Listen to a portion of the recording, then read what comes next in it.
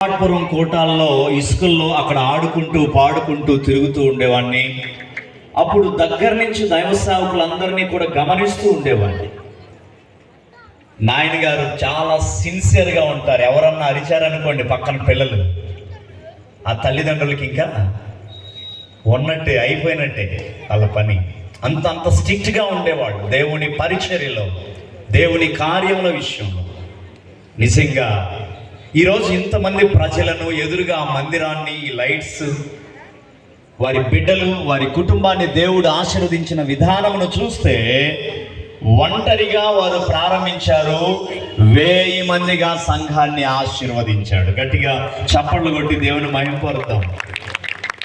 ఏ బలము లేని వాడిగా ప్రారంభంలో ఉన్నాడో తల్లిగారు చెప్తా ఉన్నారు, వెంకాయమ్మ గారు, అయ్యా ఈ పట్టణంలో లేదా ఈ యొక్క చేమకుర్తి పట్టణంలో మాకిష్టమైన కుటుంబము, మాకిష్టమైన సేవకుడు ఎవరంటే భాస్కర్ రావు గారు అని చెప్పడం చాలా సంతోషం. గట్టిగా చప్పట్లు కొడదాం.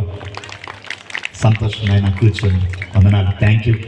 మీ ఆశీర్వాదాలు మాకెప్పుడు ఉండాలి. మరి వారిని మనం గౌరవించాలి, సేవకులైన వారిని, పెద్దలను మనం గౌరవించాలి. ప్రియులరా, ఒక సంఘం ప్రారంభించడం అంత సులువైనది కాదు. ఆ పరిచర్యను కొనసాగించడం అంత తేలికైనది కూడా కాదు. నిజంగా నాయన గారి కుమారుల విషయంలో కూడా నేను సంతోషిస్తూ ఉంటాను. అన్నయ్యల విషయంలో వారందరూ కూడా దేవాది దేవుని యొక్క కృపను బట్టి ముందుకు నడుస్తున్న ఈ విధానం, యేసునాథుని యొక్క సన్నిధానంలో ఆయన ఆశీస్సులు పొందుకొని వారు ముందుకు నడవటం. ఈ శుభమైన క్రిస్మస్ వేళలో ఎన్ని ఆస్తులు సంపాదించుకున్నామన్నది కాదు, ఎన్ని రకాలైనటువంటి విలువైన వస్తువులు, వాహనాలు మనం కలిగి ఉన్నామన్నది కాదు. కానీ ప్రియులు, మేడం గారు ఒక చక్కని మాట చెప్పారు ఇందాక, ఒక మంచి మాట, నన్ను ఆకర్షించిన మాట. ప్రతి గ్రామానికి, ప్రతి పట్టణానికి, ఏ ఊరికైనా ఆ ఊరి బయట, ఈ ఊరిలో 60-70 సంవత్సరాలు జీవించిన తర్వాత, 100 ఏళ్ళు బ్రతికిన తర్వాత అయినా వెళ్ళవలసినటువంటి ఒక ప్రాంతం ఉంటుంది. అక్కడికి వెళ్ళటానికి ఎవరు ఇష్టపడరు, అక్కడికి చేరటానికి ఎవరు కూడా ఇష్టపడరు. కానీ ప్రియులారా, యేసుక్రీస్తు ప్రభువారి పుట్టుకలో, మానవుని యొక్క పుట్టుక నుండి మానవుని యొక్క మరణము వరకు, మానవుని యొక్క జీవిత విధానములో అవసరమైనటువంటి ప్రతి పరిస్థితిని, ప్రతి స్థితిగతిని పరిశుద్ధ గ్రంథమైన బైబిల్లో దేవుడు రాయించి పెట్టి ఉన్నాడు. దాన్ని కొంచెం బేస్ పెట్టమ్మా. ఒక 10 నిమిషాలు పరిశుద్ధ గ్రంథమైన బైబిల్ నుండి కొన్ని విషయాలు మీకు చూపిస్తాను.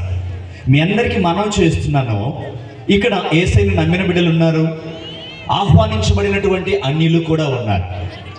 మీ అందరికీ నేను చేతులు జోడించి చెప్పే ఒక మాట ఏంటంటే, నమ్మిన వారు మా దేవుడు అన్నట్టు, మాది అన్నట్లు కాకుండా, నమ్మని వారు మనది కాదులే ఫ్రెండ్స్ పిలిచారు అన్నట్లుగా కాకుండా, మన జీవితానికి అవసరమైన సూక్తులు, మన జీవితానికి అవసరమైన విశిష్టతలు, ఆ యేసునాథుడు ఏం చెప్పాడు అనే ఒక ఆలోచన ఒక 5 నిమిషాలు చేయగలిగితే ఇది మీ జీవితాలకు చాలా ఆశీర్వాదకరంగా మారుతుంది. ఆకారమందు మనుషునిగా కనబడి మరణము పొందునంతగా, అనగా సిలువ మరణము పొందునంతగా తనను తాను తగ్గించుకొనెను. రాజు గారు ఒక మంత్రితో ఒక మాట అంటూ ఉన్నాడట. ఏం మాట్లాడుతున్నాడు మంత్రితో అంటే, మంత్రి గారు, అందరూ బాగా ఈ క్రిస్మస్లు చేసుకుంటా ఉన్నారు, మరి దేవుడంట ఆయన పరలోకం నుంచి భూమి మీదకి వచ్చినాడంట. అసలు దేవుడు పరలోకం నుండి భూమి మీదకి రావాల్సిన అవసరత ఏంటి? మనం చేయలేని ఏమున్నాయి? ప్రజలకు అవసరమైన ఆహారాన్ని పెడుతున్నాం, ప్రజలకు అవసరమైనటువంటి నీరు ఇస్తున్నాం, ప్రజలకు అవసరమైనటువంటి వైద్యాన్ని ఇస్తున్నాం, ప్రజలకు అవసరమైనటువంటి బాగోగులు చూసుకుంటున్నాం. మనము చేయలేనివి దేవుడే పరలోకము నుండి భూమి మీద